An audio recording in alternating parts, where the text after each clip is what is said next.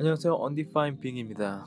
오랜만에 올리는데 그동안 내용의 변화를 좀 줘보려고 했었어서 딥하게 좀 해보려고. 그래서 오늘 주제는 누가 그리고 왜 갑질을 하는가에 대한 이야기입니다.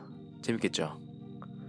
제가 명동 어느 스파 브랜드에서 캐주얼 일할 때 경험하고 느꼈던 것들을 바탕으로 갑질하는 사람들의 심리나 그 내면적 이유에 대해서 생각을 해보려고 하는데, 이 사고의 진전을 위해 제가 좋아하는 심리학자 에리 프롬의 권위주의 그리고 사디즘에 대한 그의 이론 등을 덧붙이면서 진행해 보도록 하겠습니다.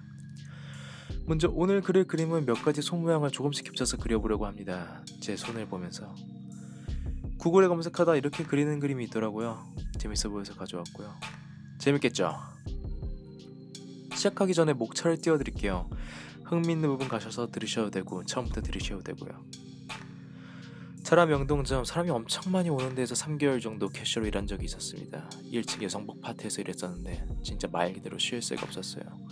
일하는 7, 8시간 동안 계산을 안 하고 있을 때가 거의 없었고, 또 계산줄이 밀리면 그걸 또 빨리 해야 되고, 어쨌든 얘기의 요점은 거기서 일하는 동안에 엄청나게 많은 사람들과 대면할 수 있었다라는 것입니다.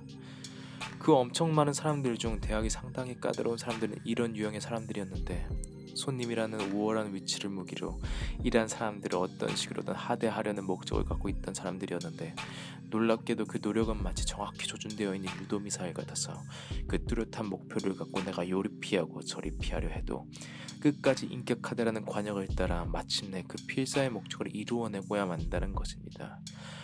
어쩌다 나오는 태도도 아니고 정확히 인격하대를 향한 목적을 갖고 그렇게까지 노력을 하는 사람들을 보면서 저는 생각이 들었습니다. 왜 저러지?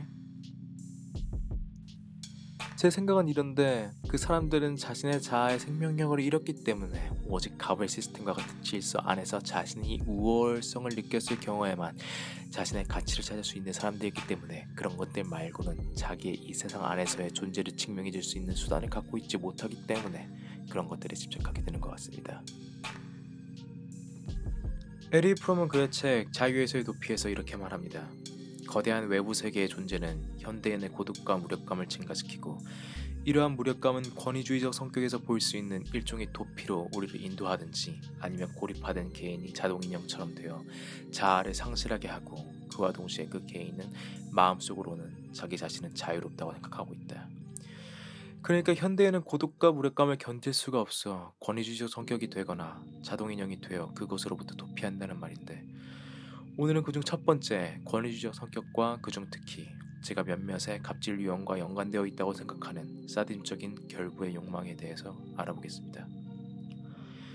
흔히 사디즘 하면 메조키즘 개념과 함께 성적인 개념이 생각이 나는데, 이러한 형태는 사디즘적 성격이 성적 도착으로 나타나는 경우이고, 오늘은 사디즘적 성격 유형 그 자체에 관해서 얘기해 볼게요. 본론에 들어가기 앞서 제가 지금부터 언급하는 권위주의 그리고 사디즘에 대한 설명은 에리 프롬의 이론에 기초하고 있음을 밝힙니다. 권위주의적 성격은 에리 프롬적 표현으론 타인에게 복종하거나 또는 타인을 지배해 그 타인에게 자신을 유착시키려 하는 성격입니다. 즉, 그 둘 간의 자아의 독립성을 버리고 그 경계선을 복종이나 지배를 통해 모호하게 엉겨붙게 만드는 것이죠. 이러한 욕망은 위에서 본 것처럼 자기 자아로부터 도피해버리고 대신 타인에게 그 자신을 유착시켜 삶의 의미를 찾으려는 것입니다.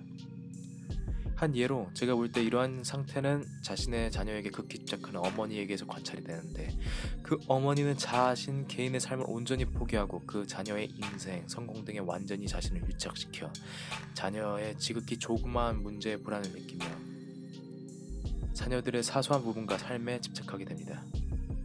그들은 그들의 자녀를 위해서라면 자신의 생활에 내던지며 가장 큰 희생을 하는 듯이 보입니다.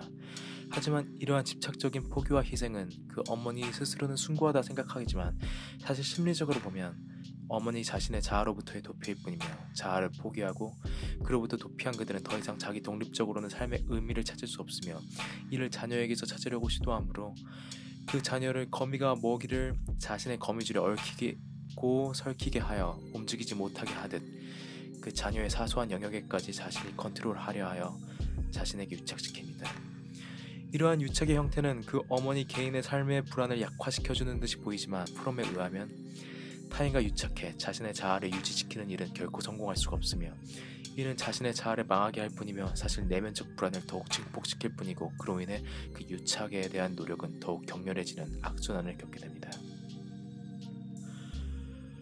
우리는 이 예에서 지배를 통한 유착의 시도와 노력을 볼 수 있고, 이러한 시도와 노력은 우리 실생활에서 접하게 되는 자신보다 약해 보이는 상대방에게 폭언을 날리거나 인격을 하대하는 갑질의 형태에서도 살펴볼 수 있는데, 하나 흥미로운 점은 심리학적으로는 이러한 상대방을 지배하려는 사디즘적 성격은 역설적이게도 상대방에게 의존적이라는 사실입니다.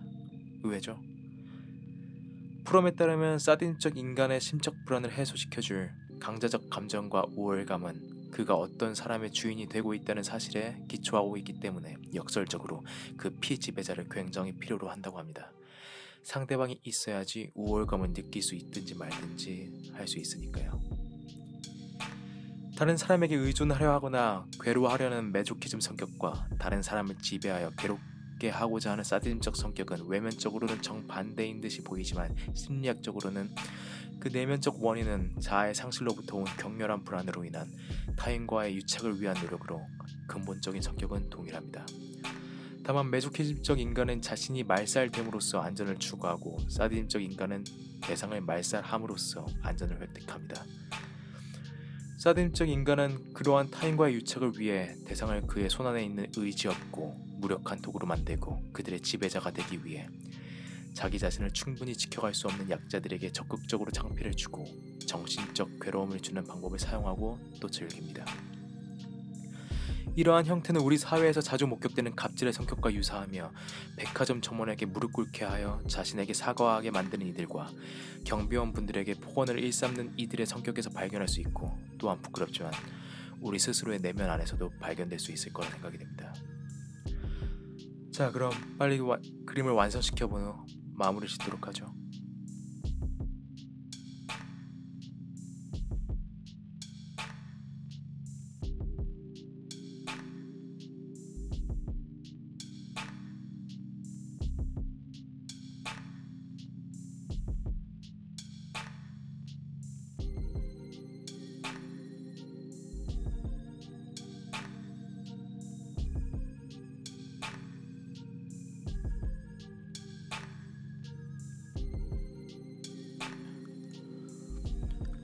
오늘 우리는 우리 사회 주변에서 발견되는 몇몇 갑질의 유형을 권위주의적 성격, 특히 사디즘적 성격과 관련해서 이해해 보았습니다.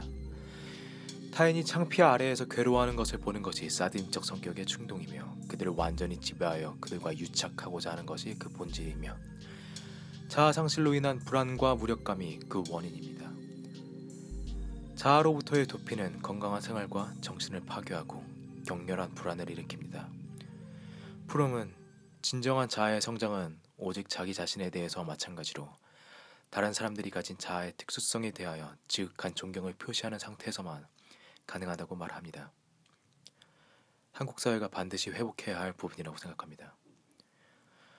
모두 진정한 자아의 성장을 이뤄갔으면 좋겠습니다. 지금까지 Undefined Being이었습니다. 영상 끝까지 시청해주셔서 정말 감사드립니다. 다음 영상에서 뵐게요.